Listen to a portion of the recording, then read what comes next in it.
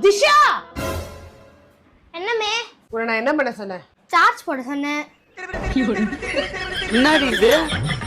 Charge தானே போட சொன்னேன். ராக்கெட் சயின்ஸோட பண்ண சொல்லியே. அதுவா? சார்ஜ் போட வந்தம்மா.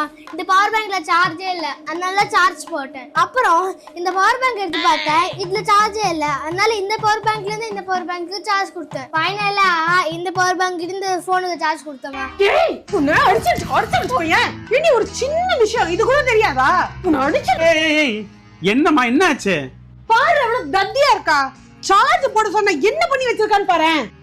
என்ன பிளக் பாயிண்ட் ஜங்ஷன் பாக்ஸ்ல சொல்லி வச்சிருக்கேன். எப்பா நான் நல்லா கேள்விப்பட்டிருக்கேன்ப்பா.